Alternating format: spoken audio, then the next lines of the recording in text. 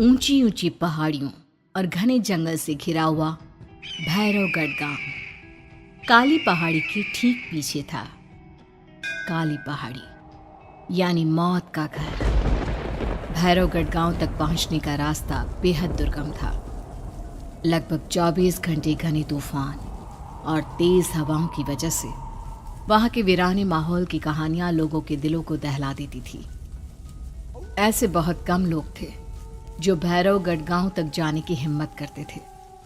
लोगों का कहना था कि इस गांव के आसपास बुरी आत्माओं का साया मंडराता है। गांव के रहने वाले लोगों ने वैसे तो अपनी आंखों से किसी बुरी आत्मा या साये को नहीं देखा था, लेकिन गांव का बच्चा बच्चा इस बात को महसूस कर सकता था कि गांव के ऊपर कोई तो खौफनाक साया मंडरा रहा है। और उसकी वजह ये थी कि उस गांव में जैसे ही कोई लड़का 18 साल का होता, उसके 18वें जन्मदिन की रात ठीक 12 बजे अकस्मात उसकी मौत हो जाती। हर बार ये मौतें बड़े ही रहस्यमयी ढंग से होती और इस बार सरपंच सुमेर के बेटे को 18 साल होने में अब बस 15 दिन बाकी थे। अजी सुनते हैं, हमारा बेटा भी कुछ दिन बाद 18 साल का हो जाएगा। कहीं वो डायन उसे भी खा गई तो। कैसी बातें कर रही हो? जब वो इस गांव में ही नहीं है तो कोई भी डायन या बुरा साया उसका कैसे कुछ बिगाड़ सकता है? उसे कुछ नहीं होगा। हाँ जानती हूँ, आपने उसे पढ़ाई के बहाने इस गांव से बाहर निकाल शहर भेज दिया है, लेकिन ये भी तो सच है ना कि वो बार बार यहाँ आने की जिद करता रहता है। वो चाहे कितनी भी जिद कर ले जानकी, पर मैं उसे इस गांव में कभी वापस नहीं आने दूंगा। मैं नहीं चाहता कि गांव के दूसरे लड़कों की तरह मेरे बेटे की भी अजीबोगरीब ढंग से मौत हो जाए।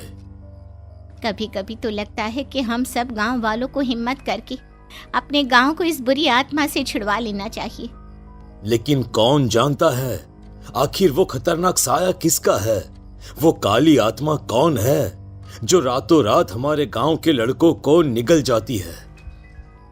सुमेर और जानकी जब ये सारी बातें कर रहे थे तब रात के लगभग 10 बज चुके थे और हर रात की तरह भैरवगढ़ गांव एक भयानक काले तूफान की आगोश में था। बाहर चल रही तेज हवाएं और बारिश के बीच कभी कभी ऐसा लगता जैसे कोई बुरी तरह से चीख रहा है। किसी के तड़पने और चीखने की आवाजें गांव के कानों में बार बार टकराती, पर वहां रहने वाले किसी भी औरत या आदमी के अंदर इतना साहस नहीं था कि वो अपने घर से बाहर कदम रख के उन आवाजों तक पहुंच सके। सो जाओ जानकी और घर के खिड़की दरवाजे कसकर बंद कर दो।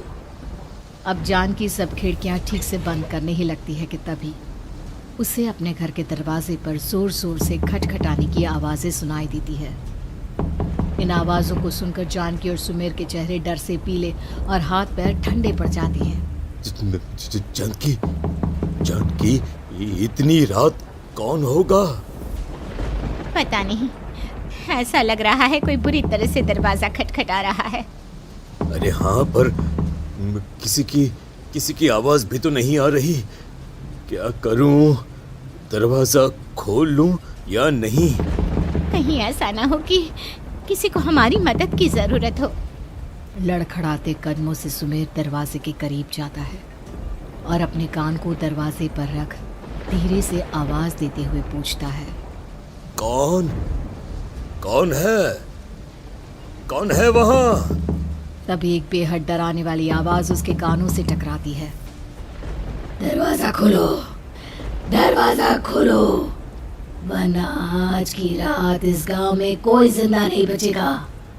मैं जानती हूँ तुम्हारा बेटा 18 साल का होने वाला है।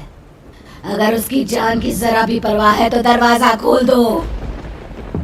इस आवाज को सुनते ही सुमेर घबरा कर पीछे हट जाता है और जानकी को पूरी बात बताता है। कहीं वो डायन हमारे घर तक तो नहीं पहुंच गई? अब हम क्या करेंगे? मुझे दरवाजा खोलना ही होगा जानकी। मेरे पास अब कोई रास्ता नहीं है। इतना कहकर सुमेर डर से अपनी दोनों आंखें कसकर बंद करता है और कांपते हाथों के साथ झटके से दरवाजा खोल देता है। तभी किसी के जोर से हंसने की आवाज सुमेर और जानकी को सुनाई देती है।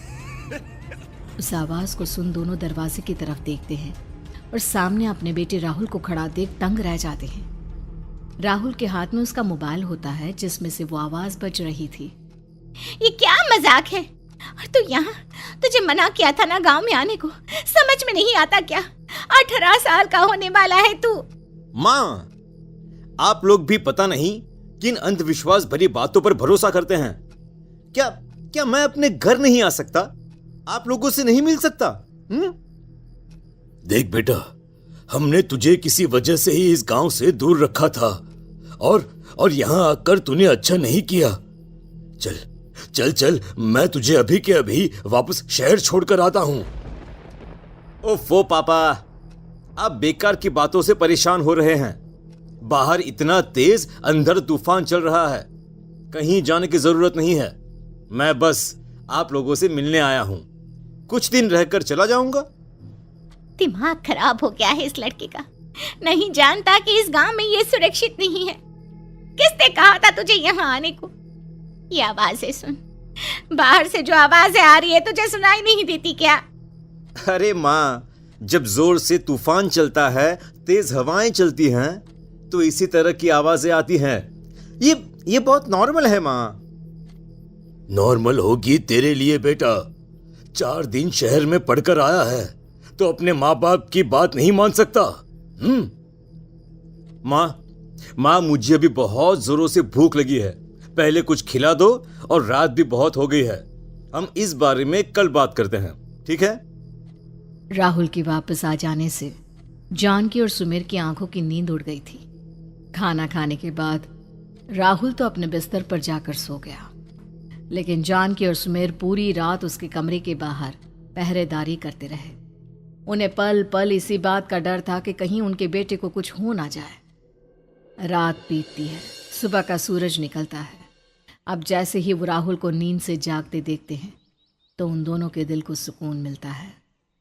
अरे माँ, पापा, आप अभी तक यहीं बैठे हैं?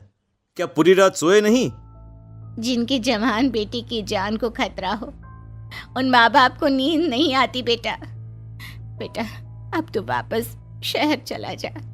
देखो माँ, मैं किसी जरूरी काम से इस गांव में आया हूं, और वो काम पूरा होने के बाद मैं खुद यहां से चला जाऊंगा। काम? गांव में तेरा क्या काम है? पापा, मैं बचपन से ही इस गांव के बारे में बेहद डरावने किस्से सुनते आया हूं, इसीलिए अब मैं उन्हीं किस्सों के ऊपर डॉक्यूमेंट्री फिल्म बनाऊंगा। रिसर्च करना चाहता हूं कि आखिर सच्चाई है क्या। हे भगवान, लो जी, सुन लिया, और भेजो इसे पढ़ने के लिए शहर। मैंने आपसे पहले ही कहा था, मेरी बहन के पास दूसरे गांव भेज दो। ना ये शहर जाता और ना उल जुलूल की बात इसके दिमाग में आती। जानकी और सुमेर राहुल को समझाने की बहुत कोशिश करते हैं, पर वो किसी की बात नहीं सुनता और अपना कैमरा लेकर गांव की पास वाली काली पहाड़ी की तरफ निकल जाता है। अब राहुल जैसे ही काली पहाड़ी पर पहुंचता है, उसकी नजर पहाड़ी के ठीक बीचों बीच बनी एक पुरानी झोपड़ी पर पड़ती है। यहाँ भी कोई रहता है क्या? ये इंटरेस्टिंग होगा। राहुल की आवाज पहाड़ों से टकराकर उसके कानों में सुनाई दे रही थी। उसने चारों तरफ का नजारा देखकर वहां की तस्वीरें अपने कैमरे में उतारना शुरू कर दिया। तभी अचानक राहुल ने अपने कैमरे में खींची हुई तस्वीर को जूम करके देखा, और उसमें उसे जो नजर आया वो देखकर राहुल के होश उड़ गए। क्या सचमुच उस गांव के ऊपर किसी बुरी आत्मा का साया था? क्या राहुल की जान बच पाएगी? क्या देखा था राहुल ने उस फोटो में जिसे देखकर वो दंग रह गया? इन सवालों के जवाब जानने के लिए देखिए इस कहानी का अगला भाग।